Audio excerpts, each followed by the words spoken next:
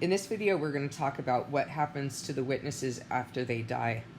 So the first thing that we need to do is we need to be able to look at and understand the two groups of people who are being saved in the end and of the end. So we have the 144,000 who are the two witnesses, and we have the multitude in white robes who are discussed in Revelation 7. One group is a literal number, even to the extent that it's broken down into 12,000 from each of the 12 tribes. The other is a number that no one could count, a multitude in white robes that no one could count. Some people are going to try to tell you that the 144,000 is a figurative number. They do not know what they're talking about. They have not stood in the counsel of God and received that from him. That's a lie. The word says that this is the number, 144,000 from all the tribes of Israel. Then it goes to great lengths to break down in each tribe, listing each tribe, 12,000 from this tribe, 12,000 from that tribe. How are you going to say that that's a figurative number? And then it goes on to say that there was a great multitude that no one could count. So the other group you could count, but this one you can't. So all that is people making up their own doctrines. They don't look to God as the ultimate authority. They don't speak on his authority. They speak on their own authority for their own glory. And Jesus says that people who do those things, there is no truth in them. So you got these two groups of people. We had to establish that in order to understand this next paragraph, which actually does not come consecutively, because notice I just pulled that from Revelation 7. Now we're going to Revelation 6. I've told you before that in Revelation that it's going to jump around a bit. And so if you expect Revelation to just spoon feed you in a chronological order, you're not going to understand it. John sees this, then he's shown that, then he's shown this, then this fills in the story for that. He's shown a lot of different things in the vision that are not in chronological order. Even the seals of themselves are not in chronological order. So now we know that the witnesses are the 144,000. We know in Revelation 9 that Satan's going to lose his place in heaven. He's seen as a star falling from the sky.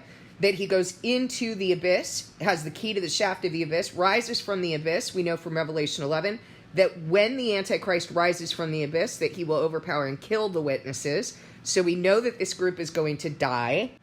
We know when they're going to die, because they've been sealed before the first 4 trumpets blow, because when the 5th trumpet blows, they're going to be killed.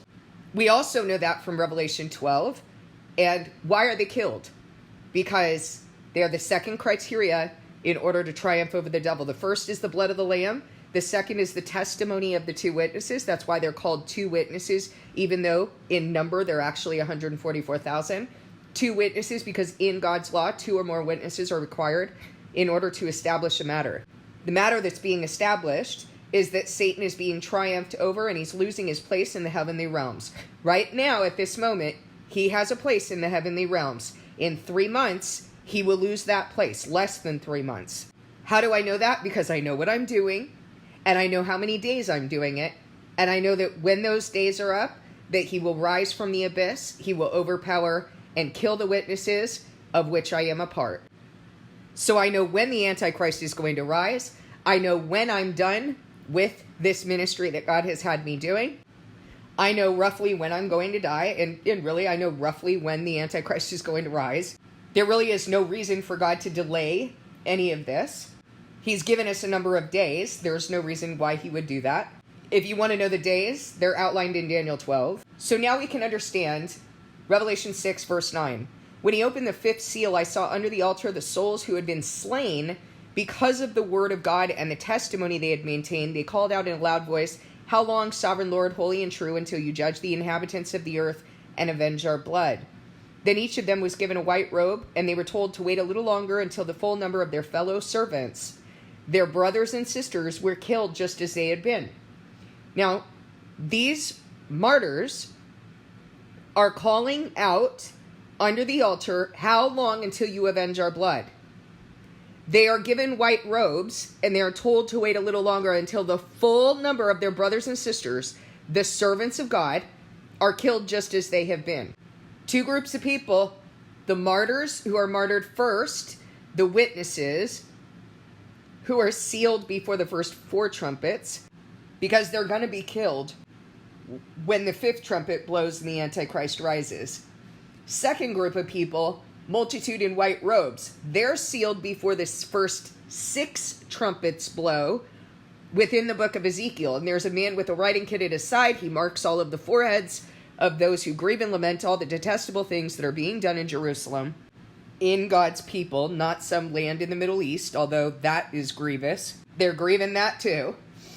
And they're sealed before the first 6 trumpets blow. Why the first 6 trumpets? Because when the 7th trumpet blows, none of God's people are going to be here. The mystery of God, as it's written in Revelation, will be accomplished when the 7th trumpet is about to blow. That's the resurrection. Once the 7th trumpet blows, the bowls of wrath are poured out. So God's people are not here during that time. The resurrection takes place just before that happens. So you have 2 groups of people. The witnesses, the 144,000, and you have this other group of people described in Revelation 7 as the multitude in white robes. The witnesses, from the time that they die, it says that 3.5 days later they're going to rise, okay, in something that sounds a lot like a resurrection, because it is. 3.5 days is a day-to-year prophecy. That's been well established. Read Ezekiel. They're not going to rise at a different time from everyone else. They're going to rise at the same time that everyone else rises. And the way that this is written in Revelation 11, verse 11, is that after 3.5 days, the breath of life from God enters them, enters their bodies, and they stood on their feet, and terror struck those who saw them. Then they heard a loud voice from heaven saying to them, "Come up here," and they went to heaven on a cloud while their enemies looked on. That's the resurrection. It also says here that they're refused burial. Verse 9, for 3.5 days, some from every tribe, people, tribe, language, and nation will gaze on their bodies and refuse them burial. The inhabitants of the earth will gloat over them and will celebrate by sending each other gifts, because these 2 prophets had tormented those who live on the earth. Okay, they're tormenting them by their message, not like, the torment and torture that the harlot Catholic Church and this image of the beast in so-called Israel is doing. They're not physically tormenting, they're spiritually tormenting the wicked of the earth. Why? Because they hate their message, just like the wicked of the earth have always hated the message of the prophets. Now I want to compare what we see Daniel was told versus what we see the witnesses doing in the book of Revelation. So Daniel's asking Jesus more about what's going to happen. Jesus has already revealed certain things that are going to happen, but he's saying, what will the outcome of all this be? And Jesus replies to him, go your way, Daniel, because the words are rolled up and sealed until the time of the end. Many will be purified, made spotless, and refined, but the wicked will continue to be wicked. None of the wicked will understand, but those who are wise will understand. From the time the daily sacrifice is abolished, daily sacrifice, by the way, are the witnesses. From the time the daily sacrifice is abolished and the abomination that causes desolation is set up, there will be 1,290 days. Blessed is the one who waits for and reaches the end of 1,335 days. Okay, the time that Jesus is describing right there is the time of great distress that he references in Matthew 24, when he says, this is a time of great distress such as has never happened since the beginning of the world until then. And he marks it by the abomination of desolation. That's how we know. 45 days. And he tells his people, so when you see the abomination that causes desolation, let no one on the housetop go back to get their cloak. And he's describing all of these things, and he says, this is going to be a really bad time. This is going to be a time of great distress such as the world has never seen. In Revelation, this time is described as the Great Tribulation. Anyone who is saying to you, the 7-year tribulation or the tribulation has not sat in the council of God. They are not speaking on the authority of God. They are not speaking on the word. They are speaking on their own authority and doctrines they received from man, because the word never references a 7-year tribulation. It references a 7-year period. Do you remember in the word that Paul said that Christians were being sawed in half and fed to wild animals? Have you been through that yet? Okay, well, that's tribulation. What do you think? So to talk about the tribulation is flat out stupid. And the reason I feel so incensed about that is because this is the doctrine of counterfeit Christianity, that we don't have to go through anything, or that the people who are going to go through this on your behalf is in some ethnic group that doesn't even believe in God, that is committing genocide. That's the narrative of counterfeit Christianity. So that when they're talking about the tribulation and they act like that is some separate thing external to them that they're not worried about, you don't know what your covenant is. There has always been tribulation. And the reason why people have not been experiencing tribulation for many years now in the way that early Christians did is because they went and joined themselves with the world. You remember what Jesus said?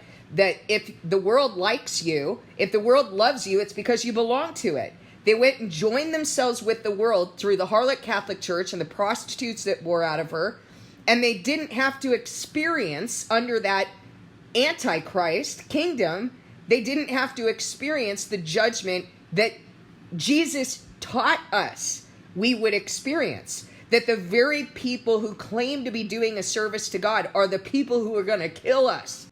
No one understands that because of stupid doctrines like the 7-year period, the 7-year tribulation, or the tribulation, as though there hasn't been tribulation and tribulation is not expected. What did Peter tell you? Don't be surprised about the fiery ordeal that has come upon you. Judgment begins with God's church. But you know what? This generation of Christianity doesn't think that they have to go through all that. They think that was for early Christians and for a group of Jews. But you know what you don't understand? Is that being a Jew means that you're in the covenant of circumcision. It has nothing to do with ethnicity. It has nothing to do with descent. That has already been clearly outlined in the Bible. Now listen to what Jesus says to Daniel. So Daniel's trying to understand. Tell me more, tell me more. In verse 13 of Daniel 12, he says, as for you, go your way till the end. You will rest. And then at the end of days, you will rise to receive your allotted inheritance. Now, Jesus talks about, I've talked about this on the channel, and I fear that a lot of people are not going to have heard that video and maybe don't understand what hell and rest and the lake of burning sulfur is. So I'm going to have to give you a kind of mini lesson to that. A little Cliff Notes version. At the end of Revelation, when the final judgment occurs, hell and Hades are thrown, or Hades, the same thing, are thrown into the lake of burning sulfur. Is it possible for hell and the lake of burning sulfur to be the same thing if that's the case? No, it's not. And you see in the word that God went and ministered to people who were in hell, but he does not go and minister to people who are in the lake of burning sulfur. Why? Because the lake of burning sulfur is the final death, also called the second death. By the time you've gone there, you've already been judged, you're done. Hell, on the other hand, is a state that is being used. So Daniel is being told that he will rest. In hell, there is no rest. There are people right now in that state of hell who are going to rise in the second resurrection and be given an opportunity to be saved, only as one escaping the flames. They're going to rise. They'll come to life in the second resurrection and be given that opportunity to prove that they're not going to choose Satan again. Now, you think I'm adding to the scroll, don't you? Let me prove it to you. Why in the world would Jesus go and minister to people in hell if there wasn't that opportunity?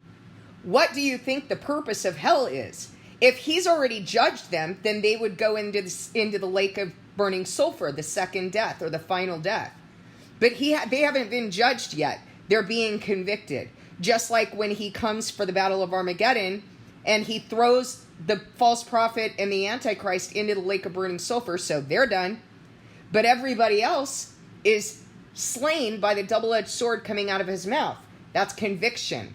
So what's happening to these people who are in hell is that they're being convicted of all of the things that they did. They're seeing who they were, so that they'll be given an opportunity when they rise in the second resurrection to do it differently. And when God is done using hell, he will throw it into the lake of burning sulfur, as is written at the end of Revelation. By the way, if you ever think I'm adding to the scroll, feel free to ask me why it is that I have taken the position that I've taken, and I will explain it to you based on scripture. It's perfectly okay for you to be questioning the things that I'm saying. I don't want you to think that it's not okay for you to question, because I know that a lot of you have been taught that in counterfeit Christianity, that being above reproach means that you're above questioning. That's ridiculous. Jesus answered questions. We are not better than Jesus. Above reproach is actually, the onus is on that person. They are supposed to be above questionable behavior. So here you see that Daniel is going to go to a state of rest. Those who are in hell are in a state of unrest, okay? They are in anguish. It's not physical torment, it's emotional torment, spiritual torment, because of the state that they are in. They're being convicted of who they've been. And no one's crossing over to the other one. Just like Jesus said in the parable of Lazarus and the rich man. Now let's contrast that with what we see with regard to the witnesses. But let's first talk about something, okay? There are people who have gone directly to God, right? Didn't that happen with Elijah? He was caught up in a whirlwind. There are people who rose from their graves after Jesus was crucified and went and ministered to people in Israel. Where did they go after that? We don't know, but I'm inclined to believe that if they rose to life, that they went somewhere from there. But I'm not going to add anything from that point because I don't know where they went. So we know that there have been different situations for different people. Here in Revelation 14, it says, "Then I looked, and there before me was the Lamb, standing on Mount Zion, and with him 144,000 who had his name and his father's name written on their foreheads. And I heard a sound from heaven like the roar of rushing waters and like a loud peal of thunder. The sound I heard was like that of harpists playing their harps. And they sang a new song before the throne and before the four living creatures and the elders. No one could learn the song except the 144,000 who had been redeemed from the earth. These are those who did not defile themselves with women, for they remained virgins. They followed the Lamb wherever he goes.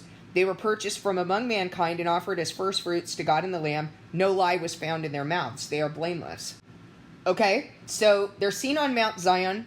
They're also seen in the throne room again before the four living creatures and the other elders, right? Notice that it does not say the 24 elders right here because the other elders are the apostles. And they're seen singing this song, and they're described as first fruits to God and the Lamb. You do not see here that within that throne room that you keep going back to in Revelation, you do not see here that the multitude in white robes are there. And so it then goes on to describe what's happening during the time that the multitude in white robes is here. And so for this reason, I do believe that the witnesses are actually with Christ, along with the 12 apostles, the four living creatures, those who are described here in this throne room.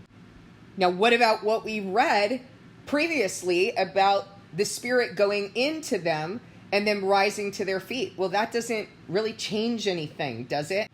The Spirit can still go into them and rise their bodies.